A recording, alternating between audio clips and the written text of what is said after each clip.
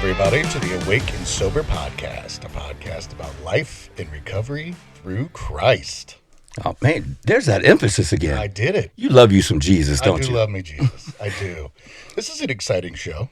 It is. It's weird sitting over there and not seeing Bonk and Derek. Yeah, it's kind of nice. Who do we have over there? I got my wife sitting right there. She's glaring at me like I might say something mean to her or something. And I value my life, so I wouldn't do that. And what's funny is the moment we hit record, Amy said she wasn't going to be nervous, and she's over there like... I just don't know when to say anything. I know. She's like, I don't know what to do. You speak when you want to speak. I know, but you were very pointy and clappy. That's only the clapping I need so I can line things up. Otherwise, we would have a broadcast that looked like you're watching a Chinese kung fu movie. Or your internet's running really slow. Or the mouse they're moving and it's not matching. Well, that's the Chinese. The Chinese, Got yes. it. That's the kung fu movie. Yes, she's very... I haven't watched What's up? any of those. Yeah, so it's quite the fun thing. But yeah, it's good to have them. Yeah, as first one, we're going to be talking about healthy communication and relationships. Then why do we bring our wives? I don't know. That means we're in trouble. It was your idea. Interesting. Blame me. I'll take the blame. So, you want to ask your wife, I guess? Yeah, how are you? Oh, yes. How was your week? How was your week? How are you doing? What are you feeling right now? Oh, no. Let's say we don't have enough time for all that. No feelings right now. My week was good. I got my flu shot and my COVID shot, and it kicked me on my booty. So I slept a lot more than I normally would. So How much sleep did you get? I got it on Tuesday. I left work early on Wednesday, laid in bed most of the day. Jeremy made me grilled cheese in bed. Oh, Very kind. And I slept, and I had to go to work on Thursday. And then when I left there, I was in bed by 8 o'clock, 9 o'clock. I missed my meeting at 5 o'clock. I knew I wasn't going to go. I told my people, hey, I'm not coming tonight. And then I went to bed no later than 9, and I didn't wake up till 9 o'clock the next morning. So I had 12 hours of sleep. So, Jeremy, anytime she's running low, just give her a shot. She'll be okay. Just give her another flu shot and COVID shot. You'll put her out. It'll be good. So besides that, it was a good week. Good. Do anything fun? Anything that stands out? What made it so good? Well, our fun thing, I would say, was last night at the Aviary. We had our fall festival. Jeremy and I both spoke. That was the first time we've ever done that, so that was very exciting. Very cool. It was shout out to Colby because he did an amazing job. There was 265 people there. He is a great wedding planner. Oh my gosh, he's so good. I mean, So good. And I mean, he didn't do it. I'll give props to the alumni board too, because there was a lot of people in that made that happen. But it was by far the biggest event we've ever had. that is awesome. Yeah, Colby said he was stressed because he was expecting 300. Yeah. 265 isn't too short of 300 by that time. And it was like 30 degrees and raining. So Yeah, it didn't look joyous outside. it was not.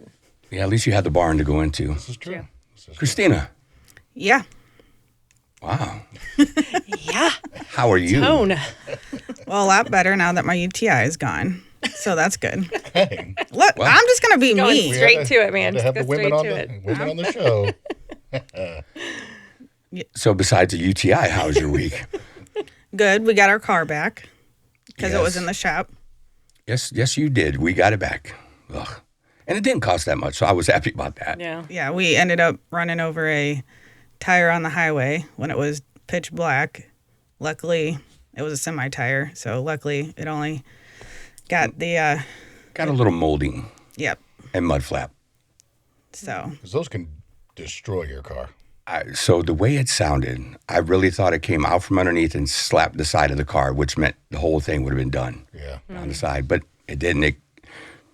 The little molding around the tire was hanging loose, and that was it. And it was missing the mud flap. I'm like, oh, thank you, God. yeah. Because that would have been expensive. Yeah. I'd had to claim it on insurance. Otherwise, with the oil change, it was $130 some odd, I think, is what I paid And on. we got the tires rotated on it. Tires rotated, oil change, and got that all done. Well, that's not bad. So they took care of us. yeah. Yeah, Absolutely. They love us up there for some reason. they do. Because we bought 4 or 5 cars during COVID. Who knows? In Or 6 five. months. And we know someone and their son went through treatment. Yeah. So I helped their son out a lot. So Everything else good? yeah, everything else good. Organized my week so I do one household chore one day a week to help ease anxiety and stress. So you do a different chore every day of the week? Yes. Okay. I thought you meant just once a week you do one chore. I'm like, man, that's awesome. Sounds like me now. Man, our house is over. 50 It's going to be a wreck. a year. That's No. all I do. I will say the one thing that's been frustrating is our dishwasher has not been working. And so tried to fix it. I thought I fixed it and looked up in the manual and cleaned out the filter and got all the dirty water out, and it's not fixed. So we're still washing dishes by hand. So My dishwasher's been sitting over there broken for a long time. I don't do dishes either. Boy, oh boy. That's definitely something I don't do. No cooking, no dishes. I am a catch. well, She don't Jay, cook, she don't do dishes. our son was gone over at Derek's house to help watch their dogs because his wife was out of town. So our manual dishwasher Wasn't here either. was not here. See, Shane and I were talking. I don't mind doing them by hand. I don't. But it just drives me nuts when I go up and there's dishes piled up because people don't know how to take the dish from here and then put it in here. Yeah, I got uninvited to someone's house if I was going to do the dishes after we ate. I'm like, when I get invited over to somebody's house to eat, it's just my habit to do. I eat last, I serve myself last, and I do the dishes. He does. It's Yeah, it's a sign of thank you. That's why we use paper when Shane comes. Paper why plate. does nobody like me doing the dishes at their house? What are they afraid of me finding? I don't think it's doing that. I dishes? think for them, it's their way of serving you. And so when you do the dishes for them, it's like a disrespect thing. Oh, For you, it's a respect thing. I don't It is a think respect thing. disrespected. People are having me come into their house. I got to show them some kind of respect. Most people don't invite me. But you also don't know how to sit still. So No, okay. it drives me insane. Yes. Jeremy, Yes. how's your week? Good. It was good. Had a little bit of I had a crazy day yesterday, whereas like I was in this mood all day, and then like almost 3/4 of the way through the day, I realized When that you ate. that I ate. But then I realized that I had night terrors the night Oh, yeah. before, and I was like, oh. So when I was talking to Mike earlier, like we were standing at the coffee machine, and I was like, that's why I've been acting the way I've been acting. And so as soon as I talked about it, and as soon as I ate, I was good to go. halt, hungry, angry, lonely, Really tired. Yes. Stop. He was take the a step things. back. Yes. I think there's I knew way it was too many of us in recovery sitting in this room. There's a lot of recovery in here. Yes. Yeah. So we can't pull stuff over on each other. No. But I've been having like nightmares and stuff too recently. Struggling with insomnia for a few months. So I have to take melatonin now every once in a while, which helps. Yeah, what's crazy is like I haven't had those dreams since I was in the brick house with you. I haven't, and so it was a long night for We sure. should clarify being in the brick house with Kristina. Probably. So I was a therapist running lot the of brick recovery here, house. folks. Well, running the brick house. And This is why the four of us on the podcast. So yes, when you were my therapist, yes. Yes. Yes. So But you didn't stay the night at the brick house. I never stayed. No. I never ever stayed the night at the brick house, and I made sure that my office was on the main floor of that house, since there was 14 guys living there, yes. and It's a I was pretty the big only- office. It was an amazing office, and had these like two bookshelves on the side. It was amazing. Yeah, but while you were there was a big hole in the ceiling too So- from it collapsing. Yes, there was. And now it's my office. Now it is your office. Yes. It's, No hole. There's no hole, and I'm getting a different light. Mike's putting in a different. That hanging lamp light thing is awful. So he's doing that. But yeah. Do me a favor. Put your mic down a little bit so we can see that beautiful face of yours. My gosh, Otherwise, all I'm seeing is this that's fine. microphone. I don't need to be. You're too beautiful to be hiding behind that mic. Anyway, how was your week? Man, my week is great. I got an amazing wife that loves me regardless of how bad I may be. I don't think Jeremy mentioned his wife much at all on his amazing week. Uh-oh. Shane's sucking up for being a. I was gonna say, So, let's rewind 30 minutes here. yesterday I was in a mood, but I was having fun with her, and she knows I'm just playing. Yeah, he was. It was just like every time we turned around, I was just messing with her, especially walking through Walmart. So we went late at Walmart. I needed some cereal. I was craving some cereal. I'm pregnant, if What y'all kind didn't of know. cereal? Yesterday I got Cocoa Krispies. Sometimes a lot of times it's the apple cinnamon Apple Jacks? Cracker Jack. I mean, not Cracker Jacks. No, it's this like honey oat cinnamon Cheerio thing. Yeah. Oh, it's so good. I'm a Fruity Pebbles girl. Are you? Oh, so good. That's my stress cereal. I'll eat the whole box. She will. Wow. Yeah. I won't. I'll eat one bowl a sitting, but it's a pretty big bowl that I have. Yeah, so it just depends. Last night was Cocoa Krispies because I had a little bit left, but not enough for a full bowl, and I knew that would drive me nuts. So we went to Walmart, got a couple things. But no, my week's been really well. Getting ready for Celebrate Recovery, getting ready to launch it and start all the training. So lots of recruitment of people. Good. Yeah, and it was cute today. One of our grandkids was at church as we were showing the video for Celebrate Recovery. And it was a video from 10 years ago that you guys had made when we first started. And even Michaela goes, "That's Papa." And I look nothing like I do now. It was a little goatee, He showed it to me, and I was like, "That's not you." Wow. it was so cute. 100 pounds lighter, little goatee. And it was a whole different world back then. She was such a cuddlebug today. That she was. So everything's going good. I'm looking forward to what God has next. You save it. Spill. Yeah. Yeah, but Little bit, but- he likes to spill stuff a lot. Yeah, it's okay. It's a habit. What are we talking about today? Males in the room. Communication. We already talked about it. Effective communication. Healthy communication in relationships. Right. Which are not just marital relationships. For the sake of this, it'll probably be marital relationships. Yeah, I would say with We're our in wives, relationship Yes. with a lot of people. Yes. we are, but Can go into other areas too. would apply to everything in our life. But look at most couples that get out of treatment. They go home to a dysfunctional relationship regardless, even though they just went to get help. When they go home, they don't know how to communicate. Heck, the 100%. spouse that stayed home probably didn't get help while they were gone. And because, it's not my fault, it's all on him or her. And so that person at home didn't get any help because, they don't need it. But what happens when they go home? So let's talk really wives. These kind of relationships to where we have to learn how to communicate with our spouse when we get out of treatment or when we first go to get sober. Because how was it? How was it for you two when he went into treatment and So Jeremy was gone for 98 days. When he got home, we did 6 hours of couples counseling in the first week. It was awful. He came home with a whole new attitude, and I was then Al-Anon already. So I had some tools. I had a sponsor who I talked to a lot that week. But there was still things that it was like a whole new relationship because we left in such a when he left, it was such a broken relationship. And there was things that we had to repair that we didn't know how to repair. And we had to learn to stop resentment. And it was a lot. There was a lot of tears and it was a lot. Well, and I will say, you guys didn't get to do it the way we had planned either. right? Because we went on COVID lockdown. And so that slow transition of like trying to go home on the weekends and see each other instead of like being in treatment and then coming back home like 0 to 100.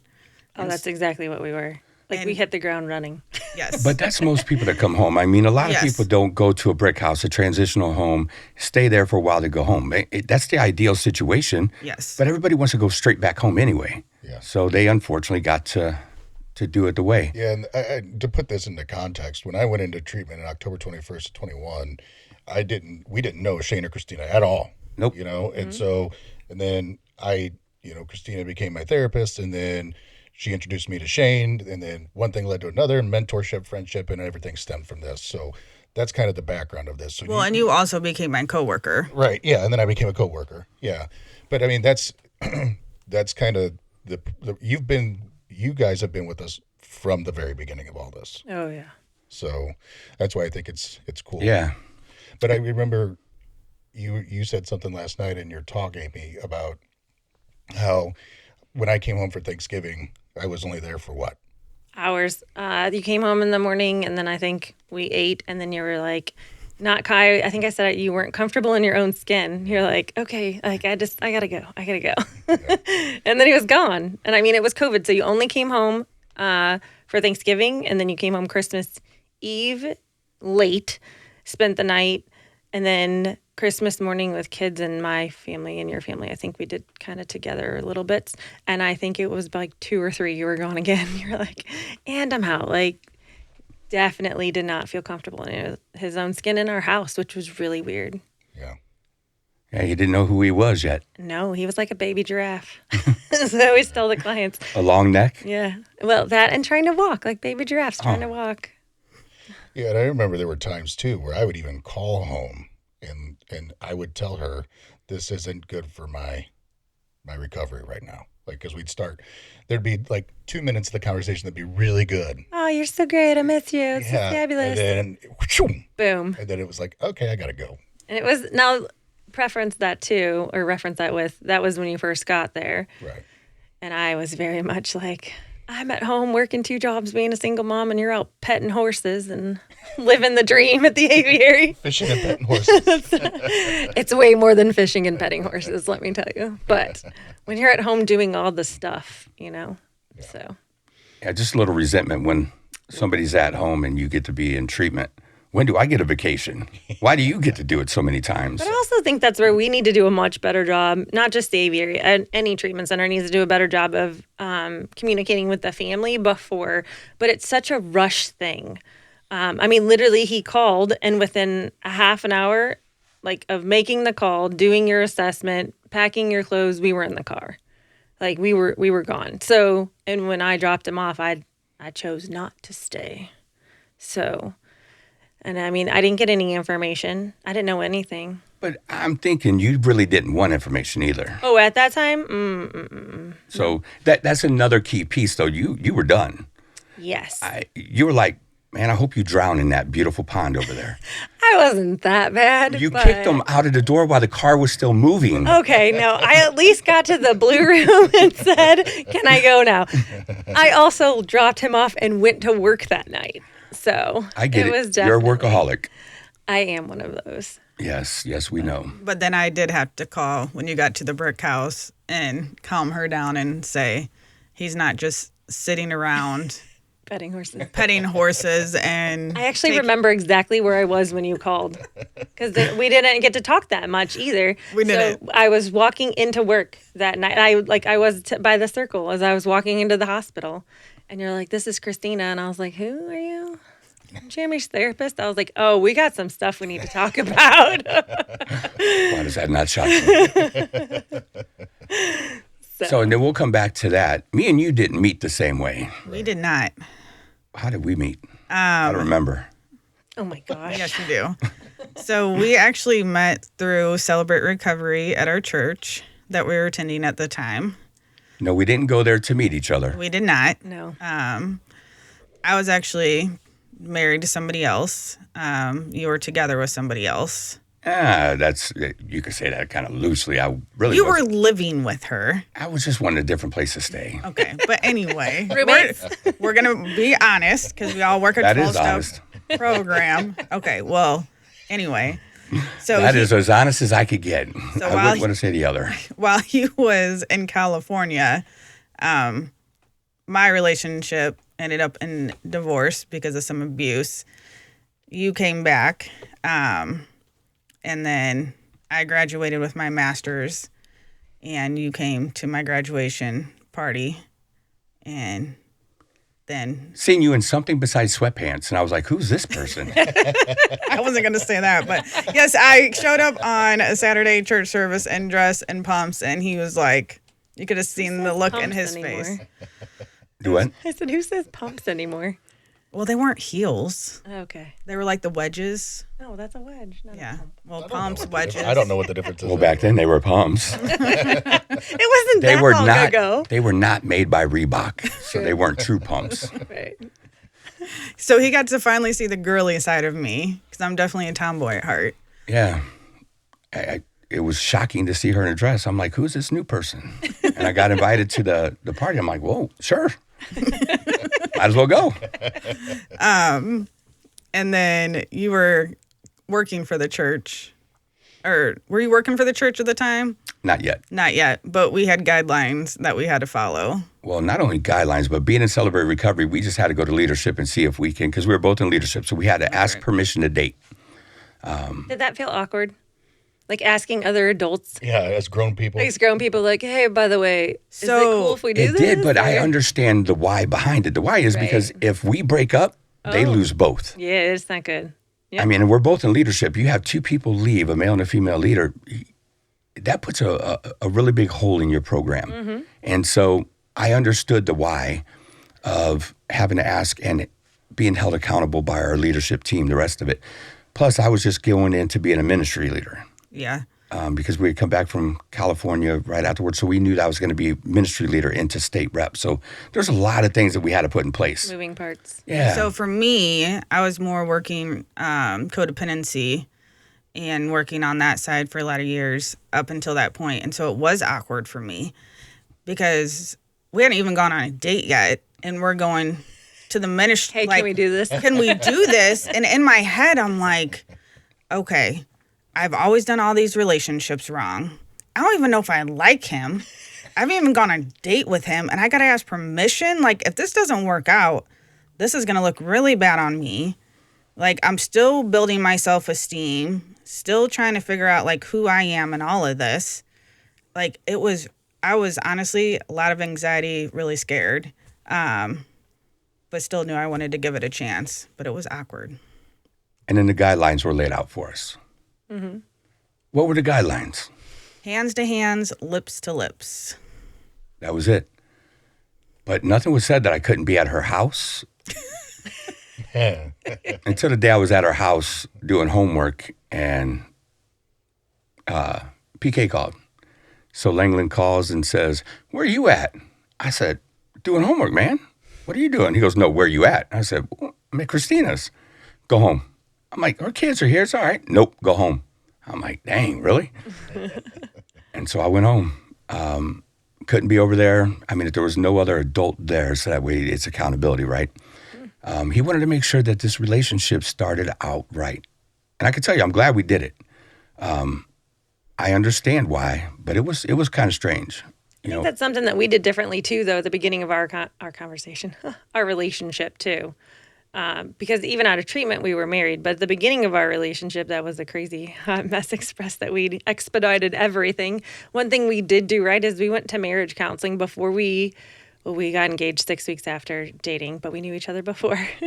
But we went to marriage counseling because we had failed relationships and we knew we didn't want this to fail. So we needed help, honestly, like how to do marriage and life differently. So we purposely picked a Christian counselor to go see so that we could do it right. So when he got out of treatment, what would you say was your biggest stumbling block? Why did you have to be at 6 hours of marital counseling your first week out? Communication, man. That's what it was, because old tendencies come back very quickly. You learn new coping skills when you're in treatment. I didn't learn new coping skills while he was in treatment. I was busting my butt being a single mom, trying to keep everything afloat. My codependency was crazy, and I thought it'd be a great idea to start a new business while he was in recovery. That was a lot of money I had to try and get back. But it's communication, because the way we communicated before, it wasn't going to work. It was either because he was drinking and I was mad, or he was drinking and I was mad. Like, there was a lot of, and lying. There was a lot of lying, and that had to be earned back because I didn't know if I could trust anything coming out of his mouth. So how are we going to communicate if I don't trust you? Yeah. Still has to start somewhere. Yeah, and going to premarital counseling prior to admitting that I was an alcoholic was one thing. But I had never been in recovery like this before. So even though it was 98 days, I had never done recovery like that. And so I had learned all these new coping skills, like she said, but I didn't know how to communicate sober. Mm-hmm. And then she didn't know how to deal with me, like you just said, sober. So there was a whole lot of that. And it's still, even to this day, several years into this, it's still a learning process for the both of us. Yeah. Know? And until the day you die, it will continue to be that way. Yeah. I mean, same for us. We still struggle. Mm-hmm. and we know how to do the stuff. Yeah. And I mean, you guys do. I mean, you guys help other people do it. But it's one of those things, too, that even like we talk about sponsors, like your sponsor still is going to mess up. You know, nobody's perfect. You know, like you guys help guide couples. Jeremy and I hope to be there sooner than later to help. But nobody does it perfectly. You just try and do your best. No, the mechanic has the worst running car. Yeah. Is that really a real thing? I don't know. Okay. I see mechanics that want to buy cars all the time and try to fix them up, and they do have some crappy running cars. Okay, It's because they buy the worst of the worst, right? Right. Well, sometimes we kind of picked out the worst of the worst, so we're going to grow together, Yeah. and we're going to learn, because we weren't good people. I mean, we didn't go into treatment because we were in a winning streak. Everything was about us. So to make it not about us for once was really, really difficult. I still think that that's difficult today. I mean, my codependency still flares up. His ego and, you know, I want everything about me still flares up. And it's how we... He has an ego? Just a little bit. I think you should tell us more about... No, I'm just A playing. little bit. No, you're not. So what was one of the biggest tools that you guys have learned together since that time of being out? You go. I've been going. You go. Because you're really good at talking. Listening to understand, not listening to React. react. We just talked to our 15-year-old about that. Yeah. Yeah. It was a little mini me. And it's like, am I actually hearing what she's saying? Am I trying to understand it? Or am I already trying to say, no, that's my ego kicking in, saying, no, it's not going to be that way. It's going to be this way because this is the way I want it to be. Or you're wrong. Yeah. We just had that the other day. She absolutely. Oh, yeah. So She All right, hates. here we go. It's therapy Triggers. time, baby. No. Let's do this. Triggers. It's hilarious. So, but it's gotten, especially I've noticed it over the last like couple months, and it's not like we argue all the time because it's not. But when we get into an argument, and I'll stop it, and she'll be like, "Do not therapy me." Oh, yeah. Oh yeah. She's like, "Don't you pull out your therapy tools and therapy me?" And I'm like, "But Because I know what they are now. it works." It does work, but I guess that goes back to tone. Tone. Oh, that goes back to a lot of it.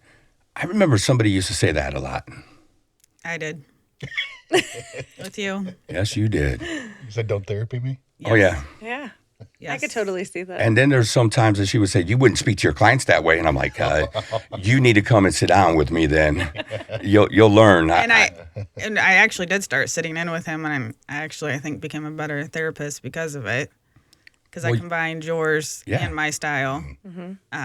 But yes, there are certain times when he'll do that, and I'm like, I am not your client. And it is frustrating, but I think having the background. But there are techniques that work. It's the most frustrating part because whether we want to admit it or not, you're right. So that's the easiest way to say, stop doing that. Yes. So it's easy to say that when we're right, they don't want us to do it. We have that on recording forever. Right.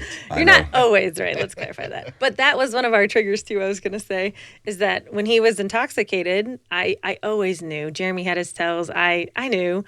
And I would just be like, he'd lie to my face. He's like, I'm not drunk. And I'm like, yes, you are. And then he would use his sarcastic, very like knife to the heart. You're right. You're right. And so when he got out of treatment, we had to have discussions about triggers because I was like, you don't get to tell me I'm right anymore because it would literally take me back to like, it's like a trauma response. So I would just be like, I don't want to hear it. Like, it was awful. So do you ever use it anymore? No. Okay, You're correct. Yeah, he changes it. Yeah. And then another thing, we don't say we're sorry. No.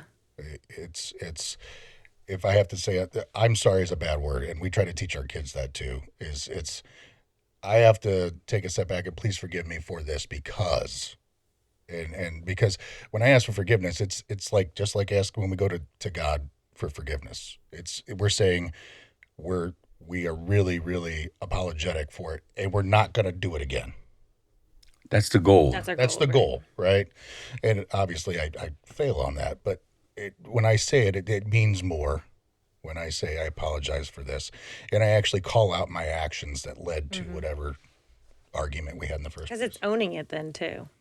I mean, everybody can say I'm sorry. So I can't stand that, especially when the kids do that. I'm sorry. I still use the word sorry, but it's done with what I did. And that's something our kids learned. I wish people could have heard our kids even 5 years ago making amends. Because we used to tell people, it's like, look, you suck at doing this.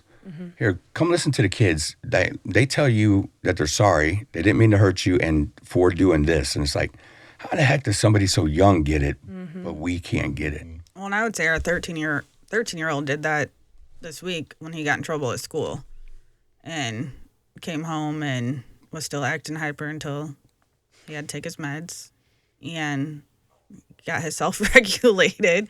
And then he came and apologized to me and why, and apologized to his dad and why. And so he doesn't just come out and say, I'm sorry. No. He comes out and says, I'm sorry and why he's sorry. Yeah. I think our kids do a good job of that too. Much better than it used to be. Which we But get to why see is the that? opposite. Well, because that's what we teach them. It's I heard this a long time ago, more is caught than is taught too. So we are the ones that are setting the example. Our kids have a unique situation too, where they go between two houses that have kind of flip-flopped, as in the way that they do things. We don't have alcohol in our home. The other house has alcohol in their home. So my kids get to see a different side of what it's like over there. And the way that their dad and his wife do their things and how we do our things, they're very, very different. So I feel bad for them sometimes when they go there, because communication, right? And my 15-year-old calls it out all the time. Like, the way that they communicate is very different than the way that we communicate. And she can see it, and she sees it clear as day now. So she can see the difference in how we really do life differently than we did before. Because she saw the before. She was there during all of his tornado-ness. Tornado-ness. He destroyed everything in the past. That's what we called it. He was like a tornado, man. It's an Eminem in somebody's song, right? Oh, I don't know. I do. It's got a good beat to the music. I'd say Shane would know. So, I mean, you guys met each other and you guys were both in recovery already. Yes. And so how are the arguments, I would say arguments or disagreements, like what are the conflict issues that you guys find yourself arguing about or disagreeing about the most in recovery? So a lot of times for me, it's his tone of voice. Part of it's how I grew up with my dad, and the way my dad grew up with an alcoholic father himself. And my dad had to go to anger management classes. And so for me, that tone of voice that he'll get is a huge trigger. And just that deepness, like I can still go to my parents' house and my dad will say something and he just raises an octave and I just go into like this little Kristina and I still want to run out of the house to this day. So then I automatically get defensive.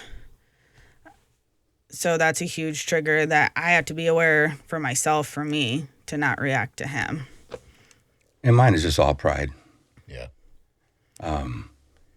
I love serving my wife. I love taking care of my wife. And then there's times that I'll say, hey, when is it my turn? And I know better. Because as soon as I say that with inside my head, it will come out eventually. And it usually won't be long and we're going to fight. And I hate when I do it. And so I have to recognize, and we talked about it on the last episode, I'm my own worst critic, right? I will degrade myself like no other. And it's when I get in there, then all of a sudden the pride comes. It says, I deserve this, I deserve this, I deserve this. Really, I deserve death for everything that I've done. Scripture tells me so, right? Mm-hmm. But we have a forgiving God, so I'm there. But I take it out on my wife, and I shouldn't. And for that sucks. Yeah. And I would say, so I'm both. So I'm the codependent and the addict. And so, but I'm also a survivor of trauma. So it depends on what mode you catch me in. Mm-hmm. And so I can want to people please, or I can be stubborn, or I can be in that survival mode, or I can play the victim. You're like a recovery chameleon. I am. I never really know am. what you're gonna get. You don't. And it all depends. No, and you should see the surprise that you You're get welcome, when Shane. you're welcome. with her. And so some of it depends on his mood. And so if I know he's in that mode, sometimes I'm going to go toe to toe and I'm going to try to survive because I had to do that before. And it's like, you want to go? Let's go. Because I've had a fight my entire life. Jeremy, at certain do you do times. that? Yeah. Yeah, it's like when, Even though I know I'm going to lose, yeah. most likely, because I don't have the stamina, but I'm going to at least go for a while Yeah. because I'm going to be stubborn enough, I'm man. going to argue to win. Yeah. That's it. Yeah. And I may not win, but I'm going to argue. And I'll ask it again. What's the purpose of a fight? And it, To be right. To be right? No, to win. To win. To hurt the other one more than I'm hurting. How do I do it? Well, there's no rules to a real fight. Yeah. And so yeah. I will win. I'm pretty sure we learned this from you guys in some fashion. But so when we do have arguments, you know, we've always talked about have the word or whatever, and we always forget our word. We never do the word. It ends up being an argument, and then at some point, one of us walks away. Whether it's like the I'm getting out of here because I need to, or the whatever is said and walk away, right? Somebody walks away. Timeout word, The whatever safe it is. word. I don't like using the safe word. I know, but 'cause what's your special timeout word? Yeah. To give each we other have- space. I think we've changed it multiple times and then we never actually use it. So, but what we do is when that happens, coming back together, you know, and saying, you know, this is what happened. This is why I reacted that way. This is what I was saying. And you do it in a much calmer, it's the way you should have done it before, but you now are doing it this way. And that's generally when he would come back and say, you know, like you got it started. And my attitude was, you want to fight? I'll fight. I'll fight to win. So. Yeah, it's such a bad attitude. It really is, but it's so hard to just swallow our pride and go, all right, look, I'm not going to fight. I'm not going to argue. What's the pain? What's the fear that's driving this in my wife? Oh, that's what he says to me, and that's what. But I know. he shouldn't say to you, if we ask ourselves this, we never get to the fight part. If I say, what's the pain? What's the fear inside of my wife right now? What is driving this? We won't ever fight.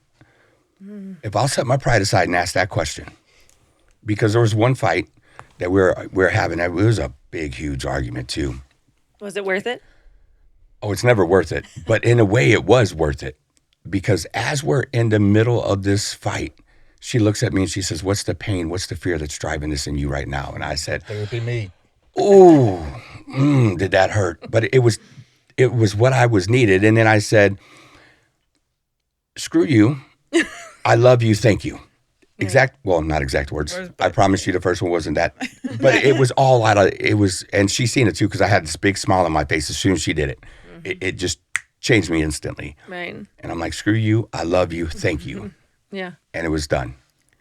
And I would say probably one of the biggest things for me is being that chameleon. I'll stuff is my go-to. And so I'll let stuff build. And so I will stuff to the point, and then I will all of a sudden word vomit, and then I want to go in circles, and that drives Shane crazy. And so we've implemented this journal thing. Yeah, we should have brought it down. We should have. And so if I let things build, because for some reason my perception is I can't talk to my husband and don't feel he's safe because my emotional gauge is off. Hot mess. Mess. Just call it what it is. I'm just a hot mess. Then I can write those things down and say, hey, I need to talk to you. Are you in a good spot to do that? And then we can go through them one by one till we find a solution.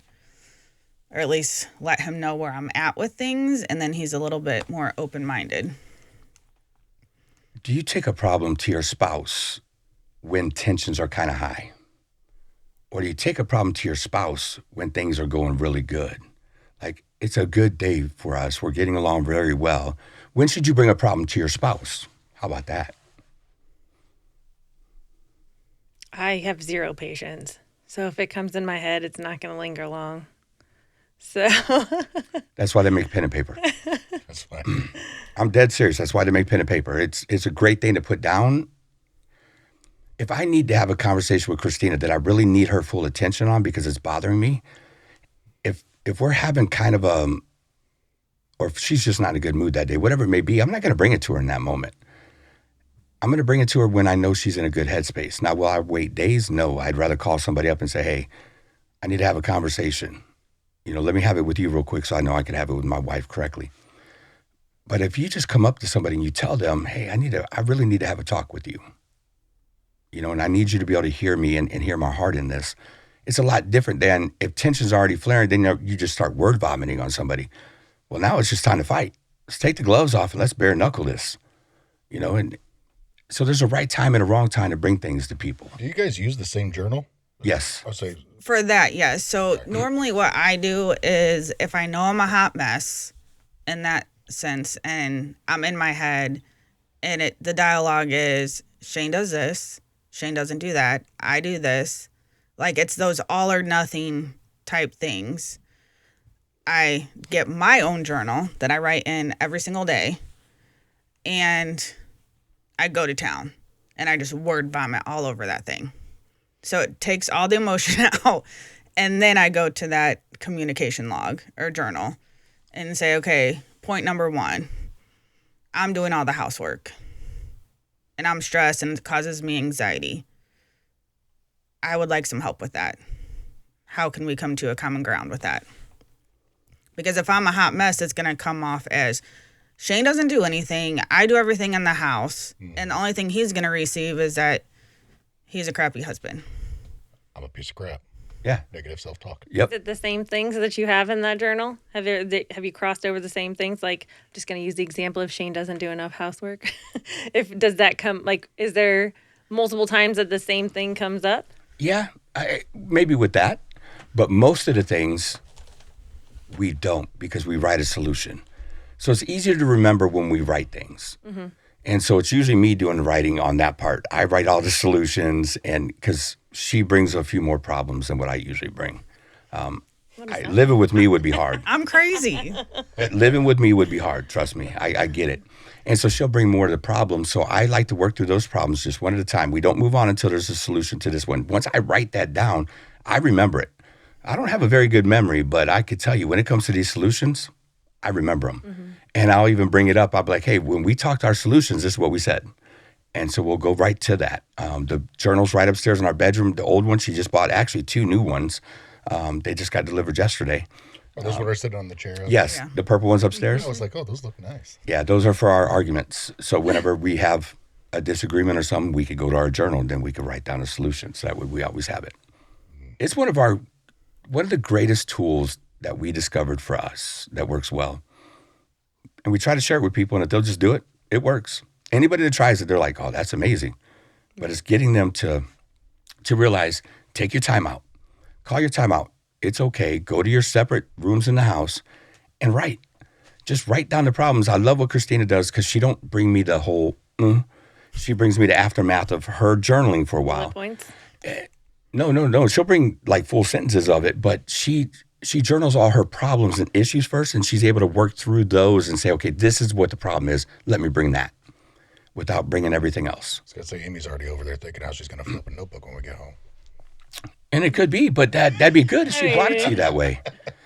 I mean, it takes the emotion out, right? We're able to write it down. We're not adding all this extra crap in. We're not going on this crazy train. I would say the thing that would work, that we probably should be implementing that, is because I feel like I do say and ask the same things. And when it doesn't get done, because we've had that discussion before, I feel like Jeremy says things to me just to shut me up. Yeah, I'll get it done. He has no intention on getting it done, but he will say it because it shuts me up. Amen. And then the argument comes around because you said you were going to, call your uncle the other day. Like, oh, I'll call him, and it was like, that's one thing I'll wait on. I know that I have done that. I waited on that because he promised he would do something, and he said he'll have it done. And I learned from my sponsor too, when can I expect that to be done? Because he did that a lot. Well, I'll get it. So I asked for a due date, right? When can I expect that to be done? By the end of the week. End of the week comes, goes into the next week. That's usually when I'm like, so were you going to do what you said? And I'm pretty sure I say it like that, which starts the argument. Yep. So instead of saying, hey, our book of solutions up on the table, can you go check that out? Yeah. It's hard to argue when we wrote it. Right. It really sucks. Mm-hmm. There are also things that Kristina may need to bring to me, and I tell her how to bring those things to me. And when she brings them to me the way that we've discussed, it don't matter what she brings. If she says, hey, this, I can't get mad. I can't get angry, no matter what she brings me. It's just, the agreement we made. And if I break that agreement, then there's no trust. Right. It's hard enough to get her to open up closer to the beginning than just stuffing things. And if she'd get to that and she'd approach me the way she needs to, it's a lot easier. So if you bring me something, you said, hey, I could bring this to you and you can't get angry. Oh, man, why'd I give you that free get out of jail free card? Right. But then it allows me to open up and just listen. Not to respond, not to react, not to talk back, just to listen. Because I would say, I mean, the one thing that helped us with communication was, one, we dated for 2 years with the boundaries of hands to hands, lips to lips. And so we got to work on communication. We got to do hobbies together. And then while we were together, our first year of marriage was hard. And I ended up having a really big mental breakdown. I had to go in the hospital, the psych hospital, for suicidal ideations. And then I went and worked on my trauma. And that was a long year. That was... and that was the beginning. She went into the to the behavioral health unit at SSM at the end of December. So for Christmas and Lily's birthday, you were in the behavioral health unit. So this is how we're getting ready to start. We close a year out like this. And I didn't think we were going to survive the first year of our marriage anyway. So we close a year out and we begin the next year. This is how. Right. This is how we do it. It was crazy. But it was the greatest thing that could happen. Yeah. And so I'm literally working through my trauma from like years ago of sexual trauma and the abuse trauma and everything. And no touching. Like. Nah, I could barely lay in the same bed with you. Mm. It was bad. She couldn't have, like a shirt too close around the neck, it was over. You name it. It was a fun time in our relationship. But I think that's where the walls really went down for us. And you were like, okay, how do I create a safe place for Kristina to come to me? Yep. And then that's where a lot of language started, where I would even text you or say, hey, I'm off today. My favorite, I hate that text, but it's the greatest text I could receive. Because, and now it's even sooner. Because I can see the cycles of, my depression or my anxiety, or maybe I don't know, but I can just feel something's going on. And that just clues him in that, okay, if she seems a little off or more crazier than normal. Which is hard to do. But he knows not to take it personally, and it's probably nothing to do with him. And so then it's, okay, what do you need, Kristina? Yeah, but you know what that really gives me? That I need a builder. That I have more of a husband duty to do in building my wife up. That's what it tells me more than anything. Yeah.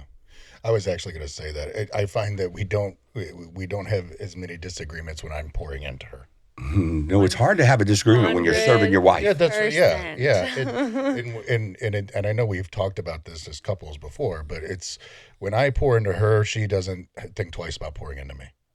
It's like it just happens, very natural. I think you guys have your Friday date day that you guys do, and that's like when you guys fill your cup, your man cups, whatever you guys do when you're smoking cigars. Just like when he goes to a meeting, I feel like he comes back, it's like his medicine kind of thing. But you can tell, I'm glad that it's weekly, because not that it wears off by Thursday, but there's things that he does differently kind of thing. But it's just always one of those, and I have said that, if you just do these things, that's what I need. Give me what I need that I've asked for before. And it's easier for me, of course, it's the love and respect thing is kind of, because I did that whole book series things before, the love and respect. The pink hearing aids and the blue hearing aids and it's not hearing aids. It's no, because they had the pink glasses and blue glasses, the pink hearing aids. Oh, okay. And you even have because it's speaking, hearing, seeing. Oh, yes, true. Okay. We I always see, look at the glass. hear, and speak differently. Yeah. And that was the dumbest thing I've ever went to, but yet the greatest thing I ever went to.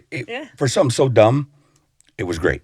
It really is true. So when I learned love and respect, I was not really in a relationship. I was in and out of dating kind of thing. But I'm like, I'm going to see if this thing works. I'm going to use it on my ex-husband. So I would talk to him differently, you know, all this stuff. And he was being much more nice to me. And I was like, I went back to church and I was like, y'all, like, this really works. Like, I did it on my ex-husband. Like, imagine if I was married. Like, what the heck? It was crazy. But how quickly all those tools go out the window Oh, yeah. as soon as we get a little butt hurt. But then are we getting butt hurt because we're not? Is that the technical term? Yeah. I'll get you butt hurt report. You can buy them actually off Amazon. clinical But term. is what's funny. But how many couples don't date each other? We're always in our phones. We're always watching TV. We're always doing something. And I think one thing that's helped Shane and I is we do date. Or when I was working 60 hours, we made it a point to, I would come home at 9 or 10 o'clock at night. He's out there grilling. We'd eat together. We'd shower together because both kids would be in bed at this time because they're getting ready for school, getting up early. And then we'd watch a show and go to sleep. But we got to have that connect time. That's the problem. Their shower's too big. They're not as close. Yeah, we're pretty much on top of each Just other. wait during till we that time. move. We're going from the Taj Mahal to a little mini thing. Yeah. To the trailer park. It's funny that I mean, you guys got a 15 by 15 or something stupid, ridiculous it's now. obnoxious. Yeah. That's very pretty. But I think that's it. We do date each other We do. once a week, no matter what, we're going on a date. So if not twice a week, Yeah. I prefer to date I think you. I don't think that we have we don't. We We don't have have a two set kids going in different directions that are very busy. But the thing that we do a lot is like, he's like, oh, I got to run to get gas. I'm like, oh, I'll come with you. So it's just like us alone kind of thing. But that's a date. I mean, Right. if But you're it's not like intentional a about set. it, yes. Yes. If That's you how don't- I feel like we do a better job of it. But you have to make time for your spouse, no matter what it is. Even if it's the invite, hey, I'm going to go take a shower. Will you hop in with me, right? And all you're going to do, and sometimes I'll wash her hair because I'm just that way and I can tell that she's stressed. Just those little things that we do, little invites that we get, that could all be a date when we don't have much time. You don't have to go somewhere to date either. You could pop in a movie and just put the phones away, put all the distractions away, and pour into your spouse. I also think too, and I've been more intentional about this as the head of the household lately, is us praying together at night. That's something that we slacked on doing for a long time. It's like, oh, are you going to do that? You know, and then she doesn't no, you don't remind me.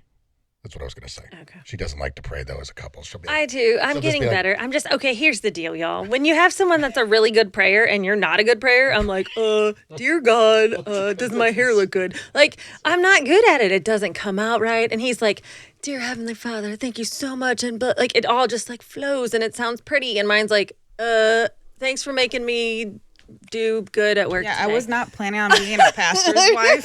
Neither was I. And I married someone who has prayed on stage and with people at hospitals. And so I get really anxious and anxiety praying in front Like of sweaty him. hands. Yeah. Mm-hmm. Yes. And it just sounds pretty. I'm like, mine doesn't sound pretty. So he always says, you will. So we're hold hands, right? And then he's like, I'll start. And then he does this thing, dear God. And then he just waits and squeezes my hand. I'm like, oh no, we're not going there. So he'll do his first part. And then then there's the silence and he'll squeeze. And I'm like, and then I'm like, dear God. Don't make me do this. Give me the words to speak. I know. So I do think it's gotten a little bit better, but it's just not, it's because it's learned. Like the more you do it, right, it'll get better. Well, and the I more tell you do her it. too. It's just speak what's on your heart and what's on your mind. Just I know. Well, and here's what I was going to say to her. You said we don't have a problem talking with the four of us sitting down doing this. Right.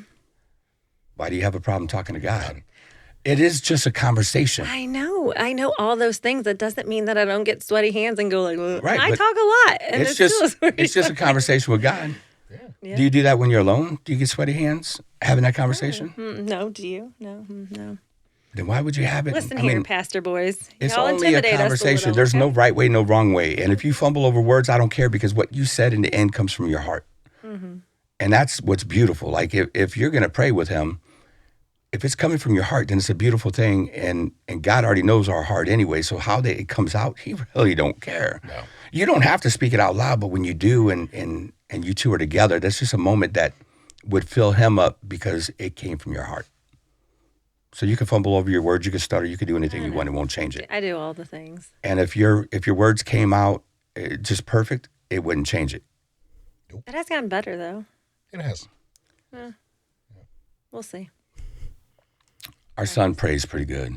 He does. I'm trying to think of how many times I've heard Kristina pray in front of me. Does he pray like this?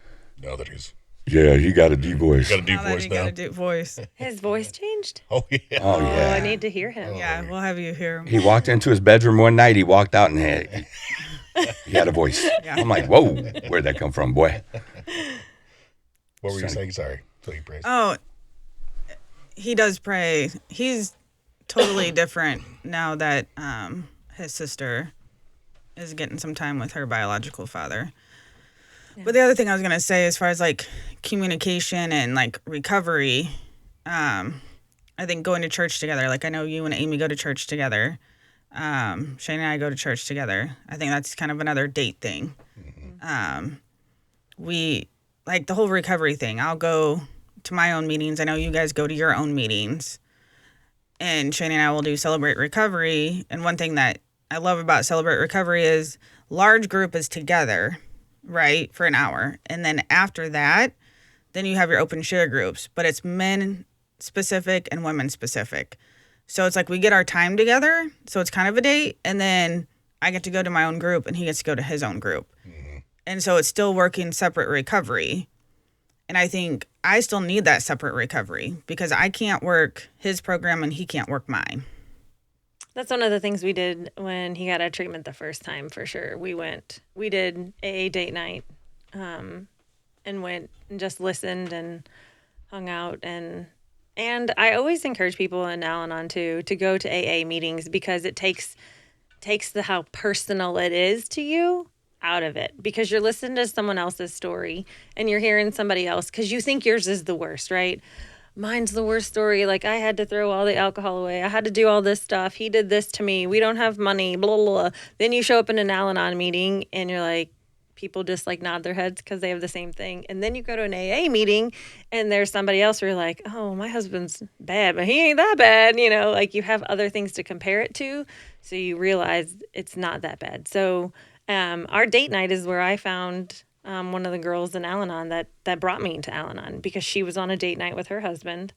And I literally looked at her and I was like, I told him after me, I was like, I have to talk to her. I want whatever she's got. Like, whatever is going on with her, that's what I need. And that's how I found my home group, because she went to my home group. So I think another big thing is to make sure that I always work my recovery. And I think that's helped our relationship, is me working my recovery and you working your recovery. Yes, because you can't work mine and I can't work yours. No. Every time you try, yeah, you get kind of angry. Yeah. Codependency flare. Yeah. And my mental health will tank if I don't work mine. And if my mental health tanks, then we tank. Ooh. Yeah, The two have become one. Yeah, it's kind of brutal. But I deal with a lot of your mental health. But that's what's fun for me, I think. And that's another problem. We'll have to say that for another broadcast. Helping versus codependency. Yes. Where's the line? Yeah. That's it. That's a hard one. Think about the service area that we're in, all of us in this room. So Codependency is more like, I'm going to do it for you. Like, I'm going to make sure that I do it, not so much help you. But there's certain questions I ask. Mm-hmm. You know, what's in it for me? Where's my heart? What's my motive? And so when I ask those questions, it's, you know, what am I getting out of this now? So what's in it for me? What am I getting out of this? And then, of course, where's my heart? What's my heart in this? And what's my motive? I ask those questions and it'll help. But I think it'll be a good one to do with you guys. Maybe next time we'll take half of it and do testimonies with them. Yeah. Yeah, I like that. I'm kind of digging this. Me too. Yeah. So Kristina and I wanted to do our own couples to where we could really help some couples just go out there. Because, I mean, we have the person that can share it, the wedding coordinator who does some really good work for you guys when it comes, especially social media. So we could put it out there. I think it'd be fun to do. I love to sit down here and rap with my wife and talk about things that we love anyway. Yeah. Relationships, each other, and recovery, and Jesus. In Jesus. Yeah. Closing remarks? Yeah, let's find them. Ooh, everybody looked at me. Because we always start there and work our way around. Okay, yeah, I didn't know the routine. My bad. Closing remarks. I'm gonna kind of go off what Kristina said. That I need to be the best person I can be and work my recovery. And when I work my recovery, our relationship goes to a whole new level. I try and tell people that with the job that I have too. That I always ask if they say they're an alcoholic.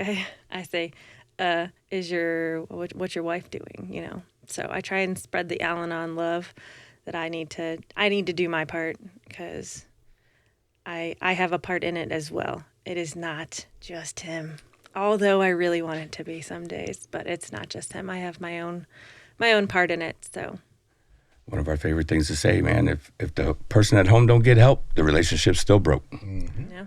And people hate hearing it. They get mad at me. Don't want to hear it.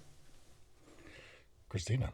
I would say me spending time with God every single day through my journaling is key for me, and it definitely helps me communicate with my husband on a lot different level. And I can tell when I don't do it, and I think he can tell when I don't journal. I can tell when you miss meds or don't journal. Yes. Two easy things to tell if you've done. Yes. We do that too. Jeremy sets mine out now like I'm a little kid. Codependent much, huh? Yeah, it's ridiculous. Or it could be service because she works a lot. Yes, thank you, Kristina. Way to go, Kristina. We would call that out on anybody else doing it codependent. So is it codependent when I'm sick and you get me meds, or you're Yeah. sick and I get you meds? Yeah. We'll try to justify his bad behavior. Thank you, Kristina. Did I'll you try see to how bad justify his it. eyes rolled on that? Don't try to justify that bad behavior. But that's a good thing to talk about next time. Is that codependent or is that... Depends what your heart or your motive is. I don't want my wife to be crazy today, and I lay that out. Wrong heart, wrong motive. That's codependency. Now, truly, if it's the right heart, right motive, it's all good to do. And say she does work a ton of hours, so it could be his Hey, way it's of cutting helping. back now, man. Happy wife, happy life, man. Yeah. This is true. Serve God, and everybody's going to be happy. Amen. Serve your wife, and they'll be happy. Scripture for today. 2 Corinthians 5:16 and 17. So, from now on, we regard no one from a worldly point of view. Though we once regarded Christ in this way, we do so no longer. Therefore, if anyone is in Christ, the new creation has come. The old has gone. The new is here. Yeah, buddy. Couples verse, by the way. I know.